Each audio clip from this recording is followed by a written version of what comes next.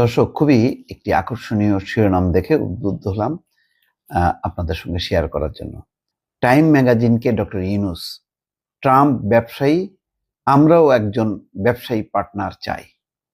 খুবই চমৎকার একটি কথা তিনি বলেছেন। রাজনীতি বোঝেন তিনি, ভাই এনজিও চালাইছেন, বিশ্ব নিয়ে চিন্তা করছেন, 3-0 নিয়ে তিনি আছেন। তিনি বাংলাদেশের রাজনীতি কি বোঝেন? কিন্তু গত 2 দিনে ডক্টর মোহাম্মদ ইউনূসের যেই সাক্ষাৎকারগুলো আন্তর্জাতিক গণমাধ্যমে দেওয়া হচ্ছে, এগুলো আসলে আপনার বোঝা উচিত যে আপনি, আমরা যা বুঝি তার থেকে তিনি হাজার গুণ বেশি ভালো রাজনীতি বোঝেন। আসসালামু আলাইকুম রহমতুল্লাহ। সবাই কেমন আছেন? আশা করি সবাই অনেক অনেক ভালো এবং সুস্থ আছেন। সবাইকে স্বাগতম জানাচ্ছি আমাদের আরেক নতুন ভিডিওতে। প্রতিদিনের মতো আমি আপনাদের সিরিয়াত ফারুকি আবারও চলে আসলাম নতুন একটা ভিডিও নিয়ে। আজকের ভিডিও টাইটেল এবং থাম্বনেল দেখে ইতিমধ্যেই বুঝতে পেরেছেন আজকে কি বিষয়টা নিয়ে কথা বলবো। আজকে যে বিষয়টা নিয়ে কথা বলবো খুবই গুরুত্বপূর্ণ একটা বিষয়। তো দর্শক, ইতিমধ্যে আপনারা সবাই ভিডিওর শুরুতেই কিছু অংশ দেখেছেন ভিডিওর। একটু পর আমরা ভিডিওর বাকি অংশগুলো দেখবো। তার আগে আপনাদের কাছে একটি অনুরোধ জানিয়ে রাখতে চাই, যারা আমাদের ফারুকি অনলাইন ইউটিউব চ্যানেলটিতে এখন আছেন, প্লিজ দরকার আমাদের চ্যানেল সাবস্ক্রাইব করে সাথে থাকবেন। আর বেশি কথা বাড়াচ্ছি না, আমরা ভিডিওর বাকি অংশগুলো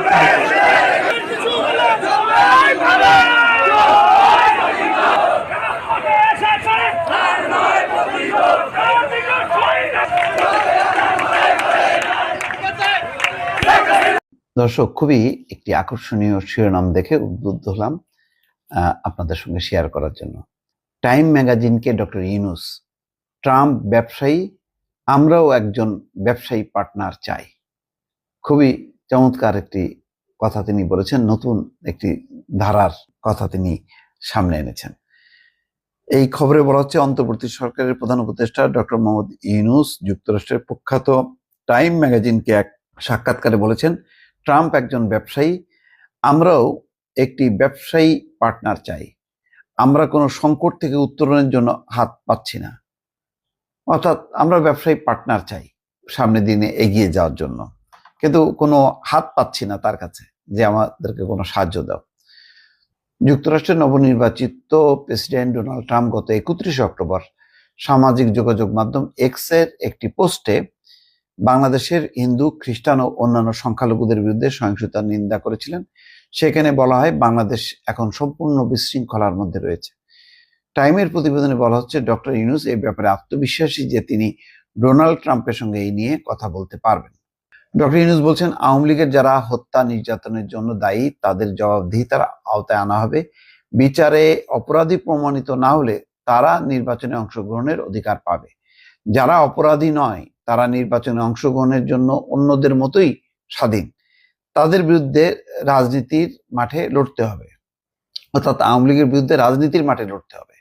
বৃহস্পতিবার প্রকাশিত এই সাক্ষাৎকারে ডক্টর ইউনূস বলেন, ঢাকার রাস্তার প্রতিটা দেওয়ালে প্রকাশ পেয়েছে আগস্টে ছাত্র নেতৃত্বাধীন আন্দোলনের মাধ্যমে বিদায় নেওয়া সাবেক প্রধানমন্ত্রী শেখ হাসিনার পতনের উদযাপন।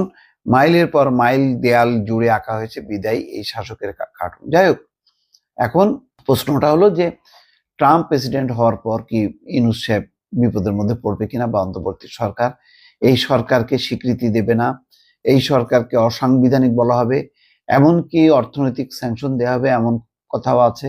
বলা হচ্ছে যে ভারতীয় বংশোদ্ভূত আমেরিকানরা একটি নিষেধাজ্ঞার জন্য তারা প্রচেষ্টা চালাচ্ছে এবং তারা অনেক দূরে গিয়েছে।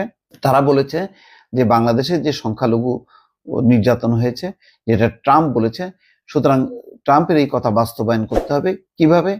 বাংলাদেশের উপর একটি নিষেধাজ্ঞা, বিশেষ করে অর্থনৈতিক নিষেধাজ্ঞা। অনেকে বলছেন যে সেটা হতে পারে যে বাংলাদেশের যে তৈরি পোশাক মার্কিন যুক্তরাষ্ট্রে যায় এবং সবচেয়ে বড় বাজার হচ্ছে বাংলাদেশের তৈরি পোশাক, তার উপরে একটি অর্থনৈতিক নিষেধাজ্ঞা দেয়া। এটি খুব সহজ হবে এবং সেটি জানুয়ারিতে যখন কি ট্রাম্প দায়িত্ব নেবেন তারপর পরই। কিন্তু ইতিমধ্যে ট্রাম্প রিপাবলিকান দলের একটি গ্রুপের সঙ্গে ঢাকায় কথা বলেছেন।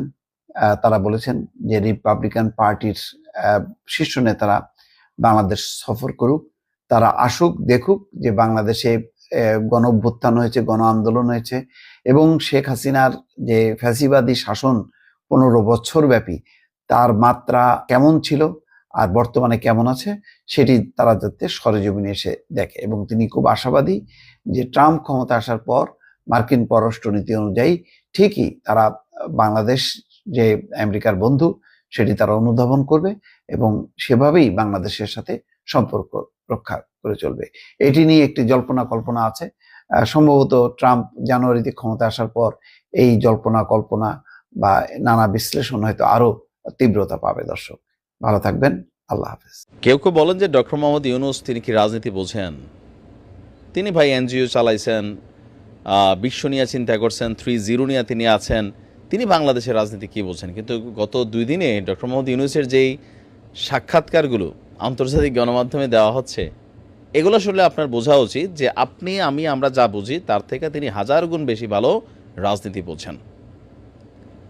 গতকালকে আওয়ামী লীগের একজন ঊর্ধ্বতন নেতা বাহাউদ্দিন নাসিম তিনি বলছিলেন যে আওয়ামী লীগ ঘাড়তারামি করবে না, অন্যায় করছে, প্রয়োজনে জাতির কাছে মাফ চাবে, তাই না? এই ভিডিওটা আমি দিয়েছিলাম। আচ্ছা, এই কথাগুলো বলার মূল কারণটা ছিল গণতন্ত্র রক্ষায় আওয়ামী লীগ এদেশে থাকবে, টিকে থাকবে, তারা নির্বাচন করবে। তো নির্বাচন ইস্যুতে আজকে ডক্টর মোহাম্মদ ইউনূস যেই কথাটা বলছেন এটার মধ্যে 2টা পেজ কি আছে। এটা শুধু ওনার কথা না, জাতীয় যে আইন আদালত আছে সেখান থেকেও বা সমন্বয়কদের কিন্তু একই বক্তব্য। এখন এই রুলস ফলো করলে নির্বাচনে আওয়ামী লীগ যাবে, কিন্তু পাশ করা ক্ষমতায় বিরোধী দল হিসেবে যাবে একজন লোক থাকবে না। বলে ভাই কেমনে থাকবে না? আসেন, অন্তর্বর্তী সরকারের প্রধান উপদেষ্টা ডক্টর মোহাম্মদ ইউনূস টাইম ম্যাগাজিনকে, আন্তর্জাতিক জার্নালগুলোতে তিনি কিন্তু এই বক্তব্যগুলো দিচ্ছেন, তার মানে তিনি এটা ফলো করবেন। তিনি বলছেন জুলাই আগস্টের গণঅভ্যুত্থানে নিহত এবং আহতদের নিয়ে কথা বলার পাশাপাশি তিনি বলছেন আওয়ামী লীগের নির্বাচনে ফেরা নিয়ে কথা। তিনি বলছেন আওয়ামী লীগ আসুক, অন্য 10 জনের মতন তাদের নির্বাচন করার সুযোগ আছে, এটা কোনো সমস্যা না। আগামী নির্বাচনে চাইলে আওয়ামী লীগের যে কোনো নেতাকর্মী তারা অংশগ্রহণ করতে পারে, এটা গণতান্ত্রিক অধিকার। ইউনূস সরকার বসছেই কেন? এই গণতান্ত্রিক একটা লেভেল ফিল্ড তৈরি করার জন্য, সংস্কার করার জন্য। তবে এখানে একটু জায়গা আবার গ্যাপ আসছিল, সেই গ্যাপটা তিনি ফিল আপ করেছেন। গ্যাপটা কোনটা? গ্যাপটা হচ্ছে তিনি বলছেন যে আওয়ামী লীগকে নির্বাচনে প্রতিদ্বন্দ্বিতা করার জন্য স্বাগত জানানো হবে, তবে তার আগে জুলাই আগস্টে ছাত্র আন্দোলনের হতাহতের ঘটনায় জড়িত আওয়ামী লীগ এবং তাদের সহযোগীদের প্রত্যেকের বিচার নিশ্চিত করা হবে। আচ্ছা, বিচারণত তো হইল, প্যাচটা এখানে না, প্যাচটা অন্য জায়গায়। বলা হচ্ছে যে তাদেরকে জবাবদিহিতার আওতায় আনা হবে। এইটাও প্যাচ না, এইটাও পজিটিভ। প্যাচটা হচ্ছে এর পরের লাইনে, প্যাচটা হচ্ছে এই অংশটাতে। বিচারে যদি অপরাধী প্রমাণিত না হয় তাহলে তারা নির্বাচনে অংশগ্রহণের অধিকার পাবে। আচ্ছা, এখন যদি আন্তর্জাতিক যে অপরাধ ট্রাইব্যুনাল তৈরি করেছে বাংলাদেশে, এই জুলাই আগস্ট ঘটনার বিচার যদি করা শুরু করে, কিছু আছে ভুয়া মামলা, কিন্তু যেই পরিমাণ মামলা ঘটনাগুলো ঘটছে, সেই ঘটনায় কোন এমপি কোন মন্ত্রী অপরাধী প্রমাণিত হবে না এই মুহূর্তে? আপনার কি মনে হয় আওয়ামী লীগের যদি কেউ একটা গাছের পাতা ছিঁড়ে তারও বিচার হবে আজকে? আইন এতটা শক্ত বিপরীত দলের বেলায় বাংলাদেশে চলে, তারপরে এখন তো সংস্কার চলছে। তো তিনি বলছেন যে বিচারে অপরাধী প্রমাণিত না হলে তারা নির্বাচনে অংশগ্রহণ করার অধিকার পাবে। যারা অপরাধী না তাদের নির্বাচনে অংশগ্রহণের জন্য তারা স্বাধীনতা আছে। আওয়ামী লীগের বিরুদ্ধে রাজনৈতিক ভিত্তিতে লড়াই করব আমরা, তিনি বলছেন আমরা সরকারের দায়িত্ব নিতে বলায় আমাকে শুরুতে আমি এড়ানোর চেষ্টা করেছিলাম, কিন্তু পরে বললাম ঠিক আছে, তোমরা তোমার বলছেন যে তোমার বন্ধুরাও জীবন দিয়েছে, তাই আমি আমার সেরাটা দেওয়ার চেষ্টা করব। এখন যে মাতুরে বেচালাম ওষুধ কিতা করি, আগে এমন দাম কমো কেউ কিনতো না, বিষয়টা এরকম হয়ে গেছে। আওয়ামী লীগকে নির্বাচনে চান্স দেওয়া হবে, তবে যারা অপরাধী তারা এখানে কেউ নির্বাচন করার সুযোগ পাবে না। তো এটা যদি হয়, এই মুহূর্তে বাংলাদেশ আওয়ামী লীগ কয়টা শূন্য নিয়ে ফেল করব বিভিন্ন জায়গায়। বাংলাদেশের প্রত্যেকটা জেলার, প্রত্যেকটা থানার, প্রত্যেকটা লোকাল এরিয়ার আওয়ামী লীগের নেতা কর্মী, এমপি, মন্ত্রী প্রত্যেকের নামে মামলা। ইভেন মামলাগুলো কোর্টে গেলে রাইট নাও প্রত্যেকেই অপরাধী হিসেবে প্রমাণিত হবে। সাজা হয়তো কারো বেশি হবে, কম হবে, এটা না। তো অপরাধী প্রমাণিত হলে যদি নির্বাচনে অংশগ্রহণ করতে না পারে, তাহলে তো আওয়ামী লীগের টেকনিক্যালি কীভাবে একটা সিস্টেমে আনা হচ্ছে আপনার মনে হচ্ছে না? নিরপরাধ আওয়ামী লীগ এদেশে কত পার্সেন্ট পাবেন? 5%। তো এই 5% কি এমপি হওয়ার যোগ্য, বিএনপিকে ডিফিট করার যোগ্য? এটা বিএনপির জন্য লাভবান হবে যে আওয়ামী লীগ নির্বাচনে আসছে, বাঘা বাঘা কেউ আসছে না। এবার এটা তাদের সমস্যা, তারা দল দিছে, নির্বাচনে আসছে, আমরা ভোট করে জিতছি, এখান থেকে তারা একটা পজিটিভ ভাব পাবে। তো দেখা যাক আসলে এখানে কি ঘটে। নানান ধরনের কথাবার্তা শোনা যাচ্ছে। ভালো থাকবেন। প্রিয় দর্শক, এই বিষয়টা নিয়ে আপনার মতামত জানতে চাই, কমেন্ট সেকশনে জানাতে ভুলবেন না। আমাদের চ্যানেলে নতুন থাকলে সাবস্ক্রাইব করে সাথে থাকবেন। এই বিষয়টা নিয়ে আপনার প্রতিক্রিয়া দ্রুত কমেন্টে জানাবেন। দেখা হবে না কোনো ভিডিওতে। ভালো থাকবেন, সুস্থ থাকবেন। আল্লাহ হাফিজ।